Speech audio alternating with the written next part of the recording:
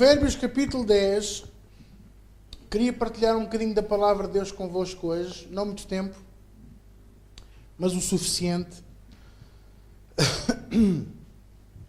E diz assim a palavra do Senhor, no versículo 27, Provérbios 10, versículo 27, diz assim a palavra de Deus: o temor do Senhor aumenta os dias, mas os anos dos ímpios serão abreviados.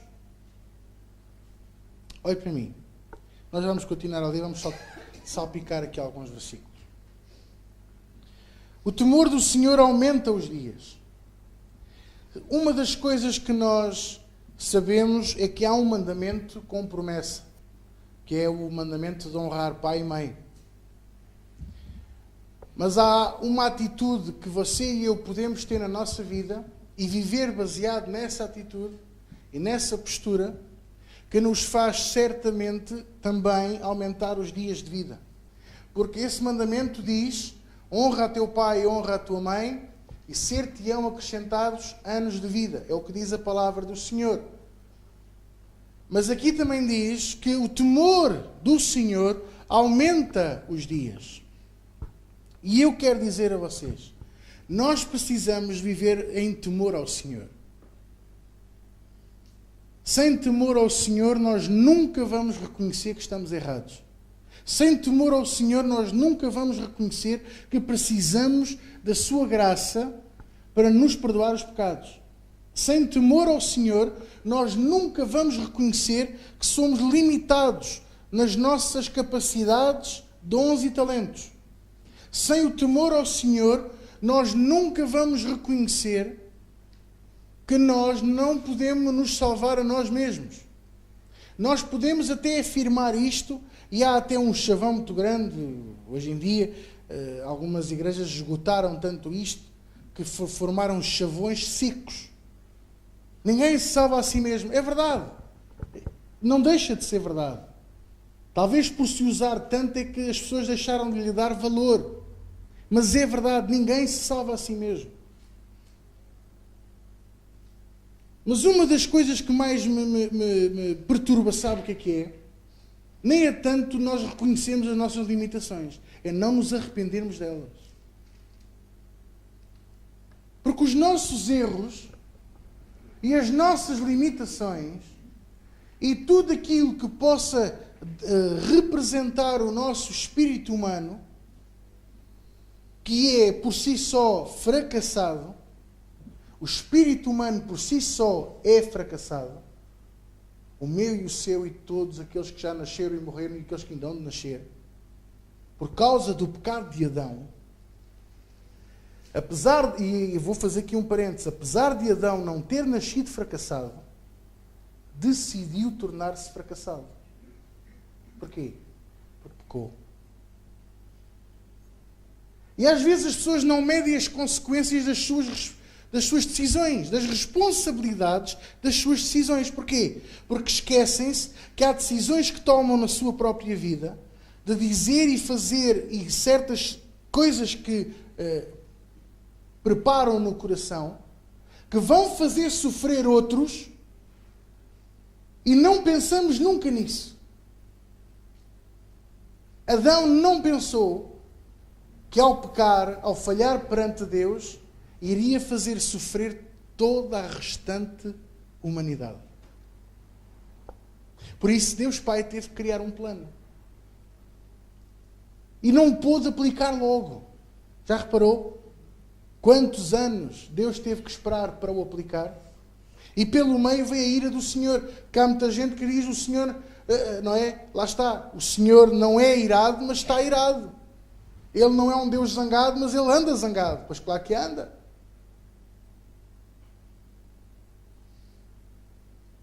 Uma das visões que Deus me deu esta semana foi que o corpo de Cristo parece o Frankenstein. Quem é que já viu o Frankenstein? O filme, ou leu o livro, ou já viu uma imagem do que representa o Frankenstein? Pronto. Frankenstein é a história de um cientista que tenta recuperar a vida formando um corpo com partes de outros corpos. Tanto que a imagem que me vem à cabeça é logo um olho castanho, um olho azul, depois uma cicatriz grande na cabeça, um cérebro que não é dele, o coração que não é dele, uma perna mais curta que a outra porque é de uma pessoa e é de outra, está a perceber? E o corpo de Cristo está assim. Porque uns creem numas doutrinas, outros creem noutras, outros andam a viver o passado, outros querem viver o futuro. Quando Deus diz, deixa o futuro comigo, e andamos nisto, entretidos e enredados nisto.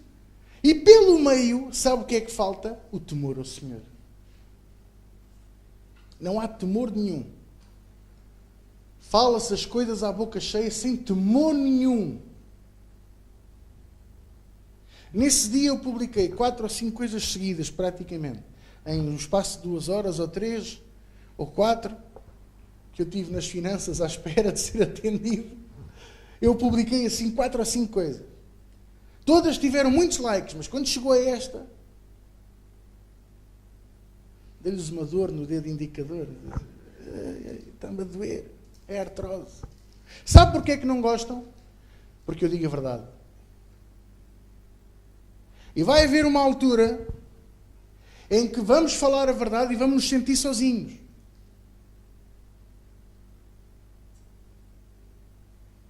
Mas o que é que define se eu tenho ou não tenho a verdade do meu lado? O temor ao Senhor. Os frutos do Espírito. E não é os frutos de ter a igreja cheia, ou ter um carro bom, ou ter uma vida boa. Tudo isso são frutos da carne, do meu e do seu trabalho. Os frutos do Espírito é o amor, a paz, a paciência, a longanimidade. Olha, eu vou-lhe dizer aqui uma coisa. Muitas das vezes os pastores são mal interpretados. Muitas das vezes somos criticados por supostamente não agirmos. Ele não faz nada, então ele vê isto e não diz nada. Sabe porquê? Porque chama-se longanimidade. Se Deus que é Deus me dá a mim tantas oportunidades, quem sou eu para não dar? E quem são vocês, ou eu, ou outra pessoa qualquer, para apontar o dedo, ou acusar, ou negar? Não temos temor ao Senhor. Temos olhos na cara? Pois temos. Graças a Deus que os temos. Mas sabe um conselho que eu quero dar a todos nós? Quando for para ver alguma coisa, comece por ver na própria Bíblia, que é o nosso espelho. Ver a nossa própria vida. Depois então vamos ver a vida dos outros. Temor ao Senhor aumenta os nossos dias. Dá-nos dias, dá-nos vida, dá-nos saúde. É o que diz aqui a palavra de Deus. Mas os anos dos ímpios serão abreviados. Ora, eu não acredito que haja aqui ímpios hoje. Deveria de haver. Deveria de haver pessoas pela primeira vez para entregarem vida a Jesus. É verdade. Porque é esse o nosso objetivo. Mas pronto, hoje não há ímpios. Todos nós estamos aqui, fomos santificados pelo sangue de Jesus e fomos redimidos pelo sacrifício que Ele fez na cruz do Calvário. Mas eu quero dizer, eu tenho palavra para si também.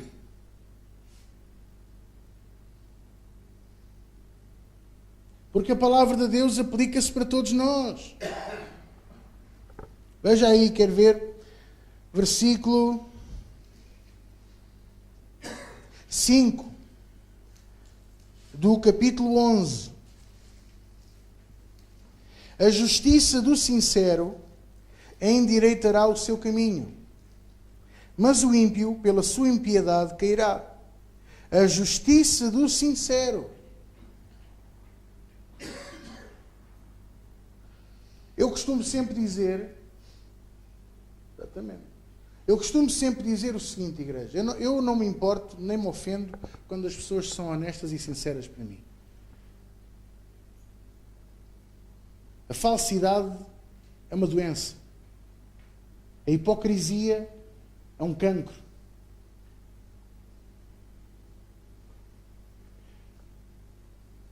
Sinceridade e honestidade são coisas cada vez mais raras nos dias de hoje e têm que ser apreciadas. Devem ser apreciadas. Mas também vos quero dizer uma coisa. É que às vezes somos sinceros, mas estamos sinceramente enganados. Lá está outro chavão que foi usado até gastar. E dentro da nossa sinceridade, podemos induzir os outros em erro. Porquê? Porque não sabemos mais. Então o que é que nós temos que fazer? Assumir. Não sei mais. Preciso de aprender mais. E isso não tem mal nenhum.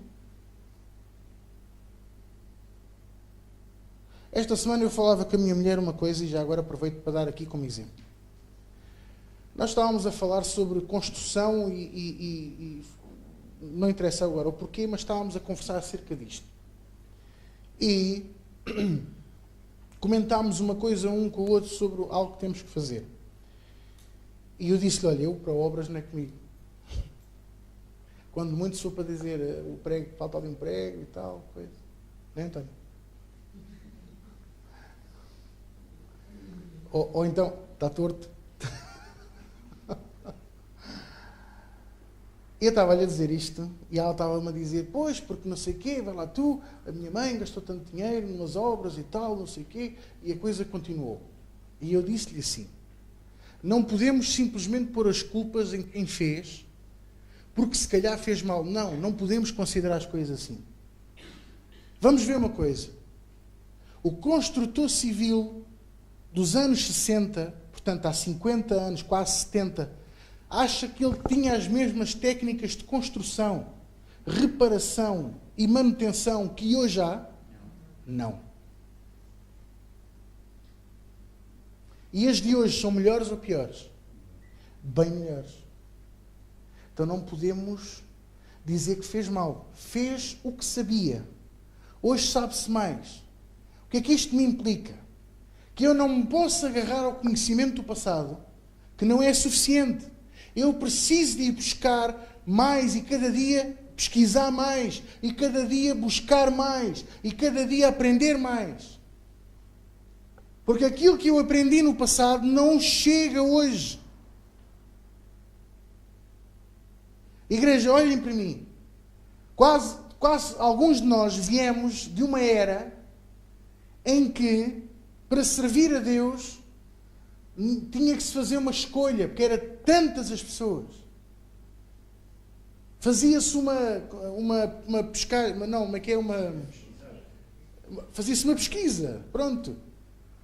Porque era tantas as pessoas que queriam servir a Deus. Hoje temos que pedir para as pessoas servirem a Deus. A maneira de falar de há 30 anos atrás não serve para a maneira de hoje. Percebe? Se você hoje subir ao púlpito e disser quem não dá o dízimo vai para o inferno, quem vai para o inferno mesmo é essa pessoa. Graças a Deus aqui ninguém disse isso. Mas há 30 anos atrás, se alguém dissesse isso do púlpito, as pessoas batiam palmas e iam levantar dinheiro lá fora à igreja. Lá fora ao multibanco. A correr antes de irem para o inferno. Certo? E alguns de vocês que são desse tempo, nós éramos miúdos, mas nós lembramos disto. 30, 40 anos atrás. Porquê que hoje ninguém aceita? Por causa do mau servo? Não, porque hoje todos temos os olhos abertos. E isso é um sintoma do final dos tempos.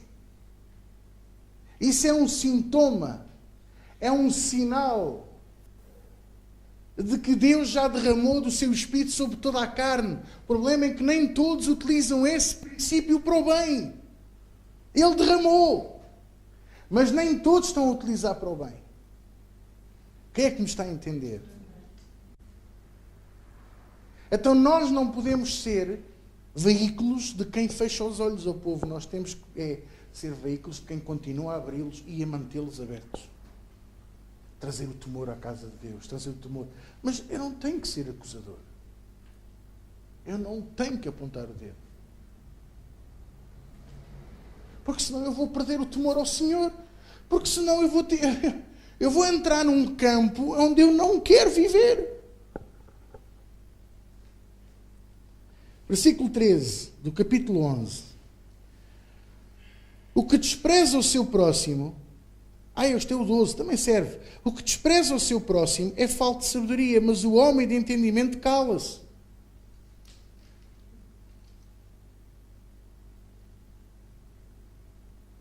É isto que nós temos que fazer muitas vezes. Capítulo 11, versículo 12. Estamos no capítulo 11, versículo 12. O que despreza o seu próximo é falta de sabedoria, mas o homem de entendimento cala-se. Há momentos em que não temos que falar. Agora veja o 13. O que anda falando e expondo o segredo... Perdão, desculpa, eu faltei aqui uma palavra.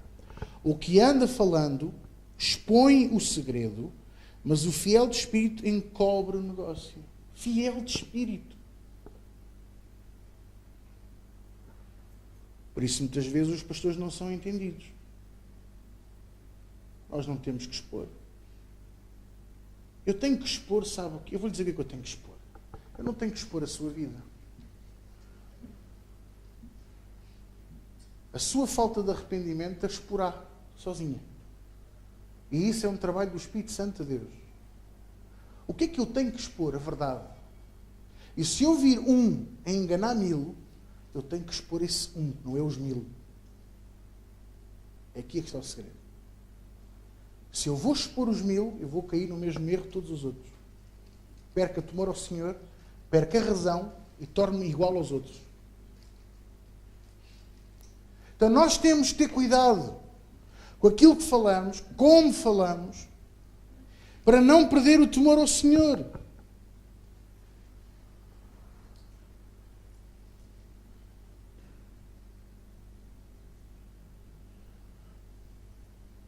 Quem é que me está a entender?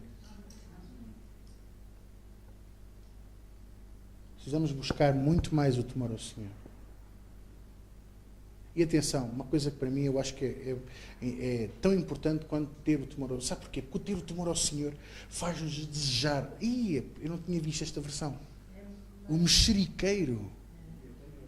Qual é que tu tens? O meu diz o que anda falando. Pois praguejando lá está falando, tornando público o que é encoberto.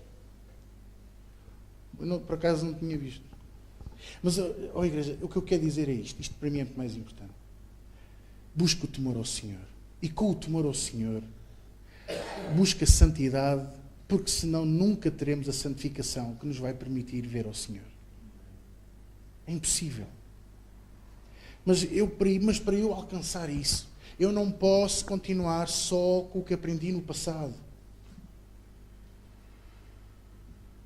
O que eu aprendi no passado fez-me chegar, sabe até onde? Até 2007. De 2007 em diante eu tive que aprender coisas novas. Eu tive que renovar a minha aprendizagem, renovar a minha intimidade com Deus. Eu descobri tanta coisa, eu digo-vos, ao descobrir tanta mentira que me foi ensinada, eu fiquei raivoso naquela altura.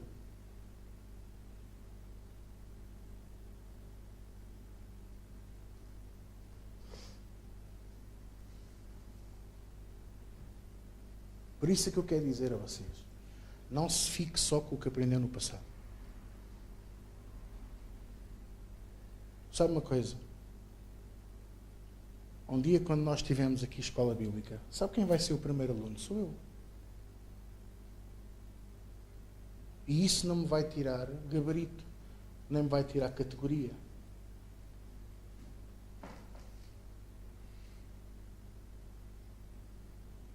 Eu só ainda não fui aprender mais, não me inscrevi em escolas bíblicas por falta de tempo. Porque se eu agora às vezes só respondo às mensagens à noite, imagino se eu ainda fosse para uma escola bíblica.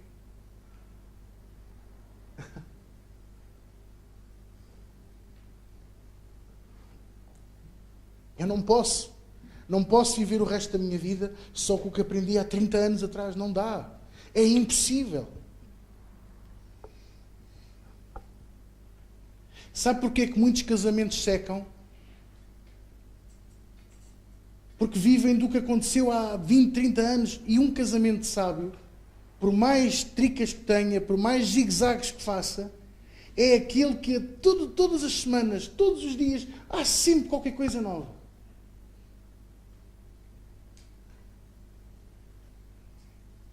Esta semana eu decidi cozinhar para a minha mulher.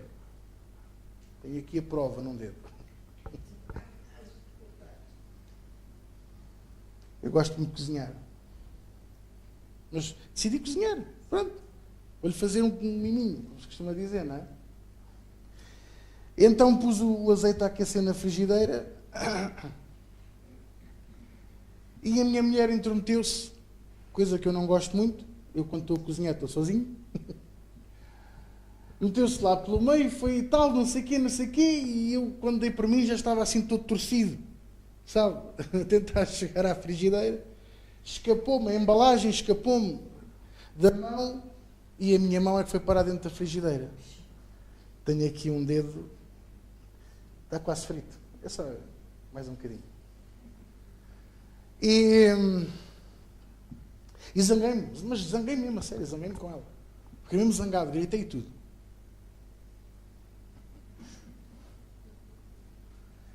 Passado 2 minutos,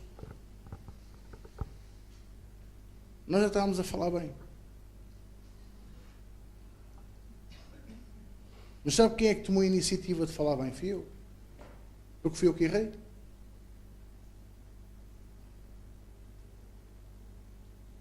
E há muitos casamentos que vão abaixo por causa do orgulho. Há muitas histórias que vão abaixo por causa disto. Ah, ele é que falhou, ele é que tem que ir falar comigo. Não. No fundo, ao fim e ao cabo, ela meteu-se. Mas quem falhou fui eu. Então, e olha aqui, ó. Sério. Aqui, bem fritinho.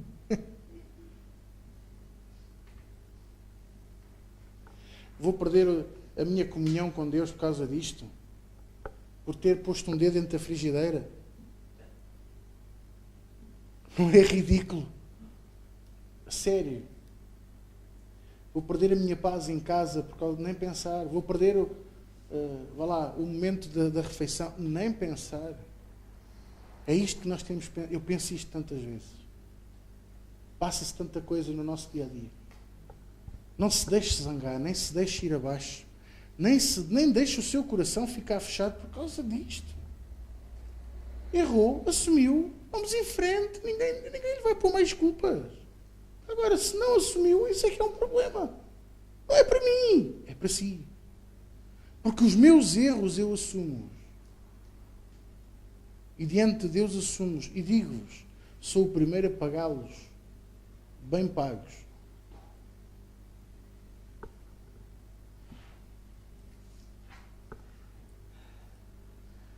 Então, o temor ao Senhor aumenta os dias. Mas os anos dos ímpios serão abreviados. Quando nós agimos impiamente, o Senhor não fica agradado connosco.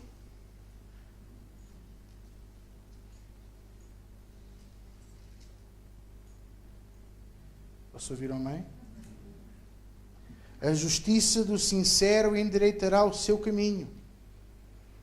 Versículo 6. A justiça dos virtuosos os livrará, mas na sua perversidade serão apanhados os iníquos.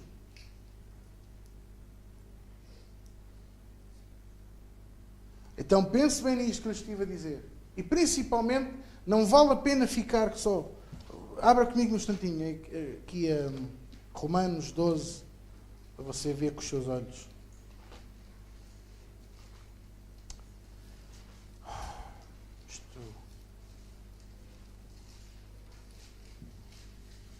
Olha, vou-vos contar outra história. Mas as histórias que eu conto são verdadeiras, eu não as invento. E esta aconteceu com um pastor que eu conheço em Angola há muitos anos, mas mesmo muitos anos, muito amigo dele.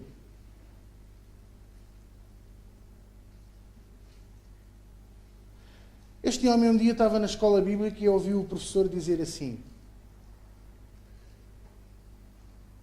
a melhor forma de balizar aqueles que querem servir a Deus é com 1 Timóteo 3. Concordo. Eu concordo. E ele foi ver, aliás, começou a ler, muitos de vocês conhecem, se não conhecem, depois leiam em casa. 1 Timóteo 3. Fala lá de muita coisa.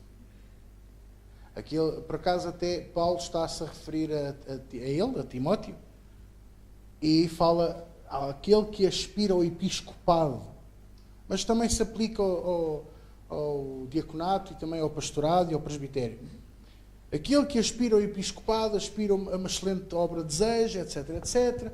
Tem que ser um homem casado só com uma mulher, não espancador, não dado ao vinho, etc, etc. Estão lá montes de princípios. Não são regras, são princípios. E ele, quando passou por aquela parte que dizia marido de uma só mulher, ele lançou as mãos à cabeça. E você diz-me assim, pastor, então, mas ele estava em adultério. Não, ele era casado só com uma mulher. Mas ele tinha muitos na igreja que eram considerados os sovas. Vocês sabem o que é um sova? É um homem que tem muitas mulheres. Porque é uma questão cultural angolana. E todas dependem financeiramente dele. E perante a lei angolana, se ele repudiar alguma, ele é que é culpado. Porque se ela morrer à fome, ele vai para a prisão mesmo. E olha que as prisões angolanas não são como os hotéis. Que mais nossas prisões são autênticos hotéis. E ele pensou, e agora o que é que eu faço?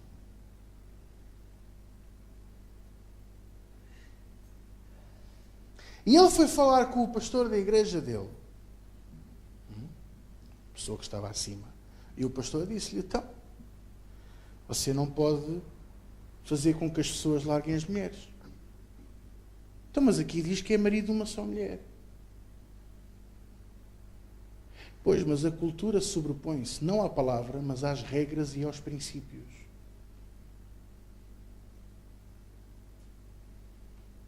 O que é que isto me ensina?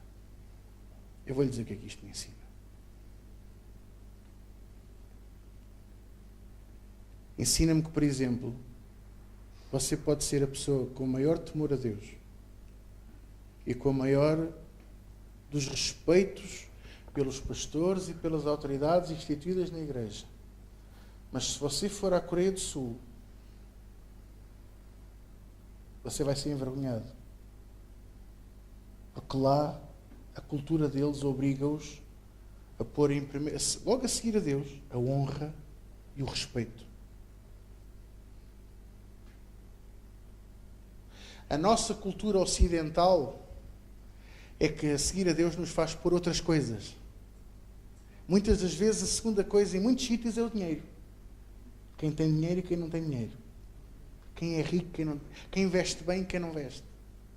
Certo? Infelizmente. Mas se você for à Coreia do Sul, onde é, por exemplo, a igreja do David Yong-Cho, você vai ver o que é verdadeiramente temor ao Senhor. Porque é o princípio cultural da nação. Você vai ao Japão e você sabe qual é a coisa mais importante a seguir a Deus? Para os que são cristãos, que são muito poucos lá, a honra. Se eles dizem que estão às 9, não estão às 9, estão às 9h05, a semana a seguir já não aparece. A honra para eles é ainda mais importante. Por isso é que eu quero dizer. Vamos mesmo disputar regras e princípios de há 30 anos atrás? Ou vamos disputar a palavra como ela é, adaptada aos dias de hoje? Isto não estou a dizer que vamos aceitar o pecado na nossa vida, na nossa família. Com isto não estou a dizer que você não pode pregar a palavra. Pode. Com isto estou-lhe a dizer que nós hoje temos que medir muito bem as palavras que dizemos. Porque hoje toda a gente sabe ler e escrever. Hoje toda a gente já pensa pela sua própria cabeça.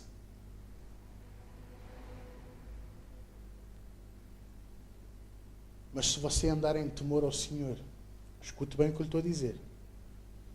Temor ao Senhor. Renovando a sua mente com a palavra de Deus. Enchendo-se com a verdade verdadeira. Não é com a verdade que um dia nos deram e que nunca deu fruto. Sabe o que é que vai acontecer?